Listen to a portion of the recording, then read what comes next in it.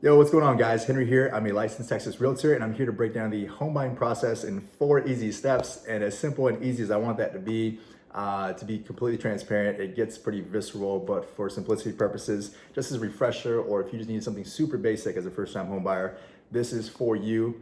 Now, let's run through the 4 steps really quickly before I kind of dive into them. So the first one's going to be the pre-approval. The second one is going to be the offer and acceptance. Step 3 is going to be the inspection and appraisal. And step 4 is closing and funding, and that's where you get the keys. All right, so step 1, the pre-qualification, pre-approval.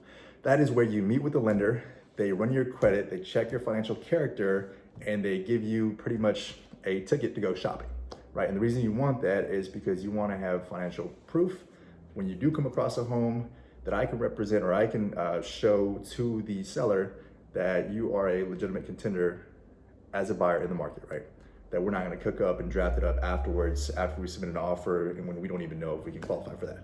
So the first thing is the pre-approval is to create eligibility and to eliminate some unknown variables. They are going to run your credit as well, a hard pull. Some people get confused if it's going to be a hard pull, soft pull. It's a hard pull, and I do recommend shopping around, try to see who gets you the better deal.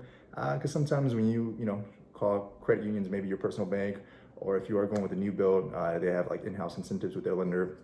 And I guide you, your realtor will guide you and let you know what the best decision is or what to do. But shopping ultimately doesn't continuously pull your credit down. It's just a one hard pull if you keep it in a small time frame.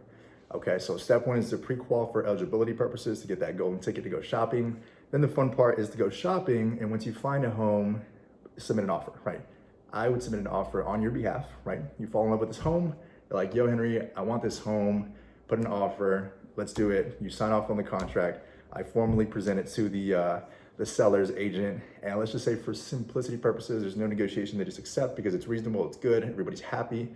And part 2 is they accept it. So we submitted the offer, the contract, they've accepted, we lock it in, they pull it off the market, not literally, right? I guess, and it rolls over to the third part, which is going to be the inspection and appraisal. Inspection resumes right after it's executed. The contract is executed when both parties have signed, right? So we have a few days to hire a third-party inspector. You have a few days to hire a third-party inspector. I will walk you through it and guide you.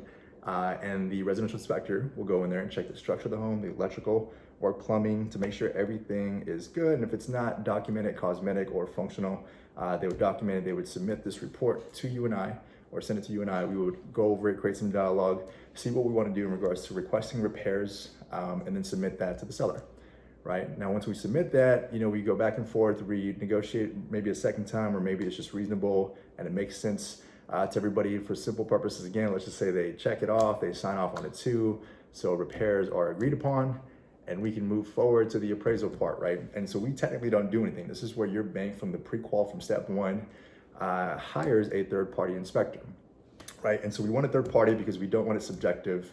The seller doesn't want it to be subjective either. We don't want to be biased when it comes to finances and numbers and values. So that appraiser will at some point go out there after the inspection and literally check the value of the house. Now, a lot better than I would, right? So with me, with the offer, what I would do is normally justify the offer, right? To do my due diligence by checking the market trends in the past 6 to 9 months with similar houses, years, conditions, square footage around the area, in the community maybe, to make sure that $200,000 house that you wanted to submit an offer for is legitimately for, worth $200,000 and not like $160K, right?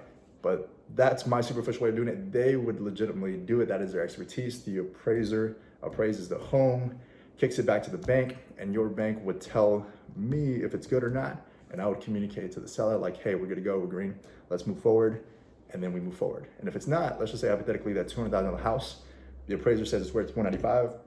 That means there's a $5K variance, right? And so what that means is negotiation again, potentially a third time, because we have to either, somebody has to we both have to come to agreement. Somebody's got to give some ground, or, worst case scenario, we just terminate, which we typically don't want. But normally, both people, talk it out, and then we figure something out, come to agreement and move forward, right? And so step 4, that leads you to that one, is the closing and funding. That is where you meet at a third-party place, the title company, typically the seller's choosing, and we both sign papers, not in front of each other, right? I would be there to represent the buyer, and let's say we coordinate a appointment, and you sign off on yours, and the seller and their agent would coordinate an appointment at some point, again, not at the same time, That's not like a stare down or anything like that. They do it either, sometimes not even in the same building or the same day.